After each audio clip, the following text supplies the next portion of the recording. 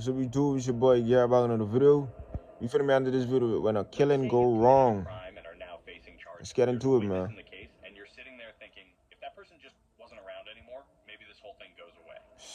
It's crazy, bro. That's the logic the average criminal uses when they take a life during or after a crime. No face, no case. You could be No face, no case, bro. That's true though. simple robbery, but if you took out the witness, you'd be facing 0 years. So long as no one ever catches you for it, because then you're facing life. Wow. Obviously, most times killing someone goes the other way.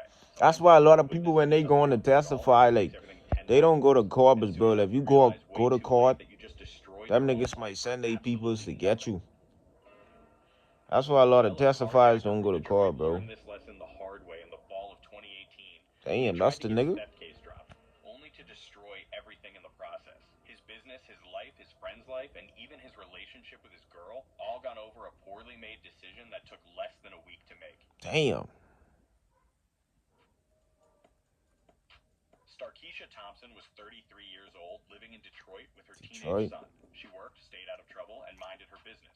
But in September 2018, she became a victim of something she had nothing to do with. It was September 7th at around 9 at night. Starkeisha and her boyfriend pulled into a BP gas station on North Harper Avenue in Harper Woods to get gas. They were in a nice 2018 Dodge Charger, but someone was eyeing their car. A guy walked up to the driver's side, pulled out a gun, and told them both to get out. Then he just got in the Charger and drove off with it. What? The guy's name was Kenneth Dixon. He was 26 years old from Warren, about 20 minutes north of Detroit. Harper Woods police spotted the So he just ghosted car like that? East side. When they tried to pull him over, Dixon bailed out and tried to run. They caught him after a short foot chase. He got arrested and hit with 15 felony charges. Oh my God. 2 counts of armed robbery, receiving stolen property, and Sheesh. resisting police. They gave this goofy the whole S package. The judge wasn't playing around. They fry his ass. Completely and kept Dixon locked up in Wayne County Jail. Turns out Dixon already had Stupid ass. He'd done time for armed robbery before and had only gotten out of prison earlier that same year. So he'd been free for maybe a few months before he was right back in a cell. He like jail, that's what it is. These niggas be stupid, bro. Like, a lot of people they like being behind bars. Ain't got no type of sense. Slow and dumb. The police report, sure, you of course tell These niggas ain't got no dumb sense. Court, sitting in front of the defendant and testifying against them in person is a whole different level of involvement. A lot of people would just say, nah, I'm good, and try to stay as far away from the whole situation as possible. But Starkeisha wasn't I'll be me though. I wouldn't even go to that car though, bro. She show up like that's dumb, but still. Starkeisha showed up to Dixon's preliminary examination at the court. I guess the Sunday family to get you, boy. She identified Dixon as the guy who carjacked them. She walked the prosecutor through the whole. So where the husband is? Where the boyfriend? The gas station, the gun being pulled, being forced out of her car, and watching him drive away in it. But while all that's crazy, bro. You gotta watch nigga ride away in your car, bro. I know you can't do nothing. That's next level, buddy. He managed to get access to Starkeisha's home address. What? There in the paperwork. Victim information is supposed to be redacted and protected, so defendants wow. Find out where witnesses live. But Dixon got it anyway due to a failure of the court. Regardless of however the info got in there, now he knew exactly where she lived. See? 6 days later, October 9th, 2018. See what I be saying, bro? Wow. Her son off at school like she always did. Then went home and pulled into her driveway at her home on Collingham Drive, just off Cordell Street. Don't tell me he killed her though. She got out of the car probably thinking about her day and maybe what she needed to get done at work. But what she probably wasn't thinking about was the stranger stalking her every move nearby. Corey Holmes was a 39-year-old ex-con who'd met Dixon when they were both old head. Years earlier. Holmes had been out for a while, but he and Dixon stayed connected. And when Dixon needed someone willing to kill for him, Holmes was apparently that person. He'd been sitting there waiting for Starkeisha to come home.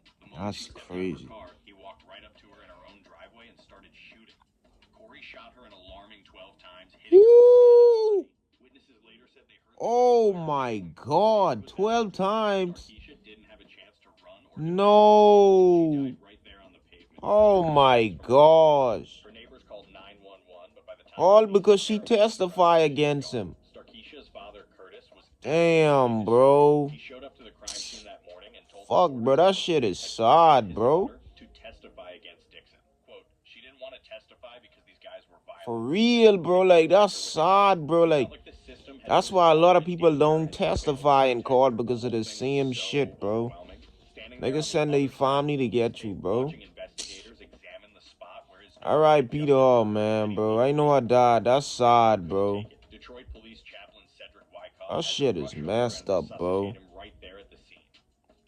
Later, Detroit Police Chief James Craig held a press conference and revealed something important. Before Starkeisha even testified, Dixon and his people had tried to pay her off. They'd reached out and offered her money to stay quiet and not show up to court. She refused multiple times. She wasn't doing it for money or recognition or anything like that. She just thought it was the right thing to do to put the man who robbed her behind bars. It is the right thing to put him behind She bars. had no idea that decision would get her killed. Dixon, That's however, sad, though. his girlfriend, 23-year-old Yalana Streeter, had been helping him plan the Crock whole fucking thing. She was head. on the outside while Dixon was locked up, so she could move around freely and help coordinate everything. And once Starkeisha was dead, all three of them, Dixon, Streeter, and Holmes, probably thought they pulled it off clean. They were dead wrong. The police It was exactly wrong. where to look. Dixon had the most obvious motive in the world. Starkeisha had just testified against him 6 days ago, and now she was He's dead. slow as a It didn't take box of genius to chips, connect bro. those dots.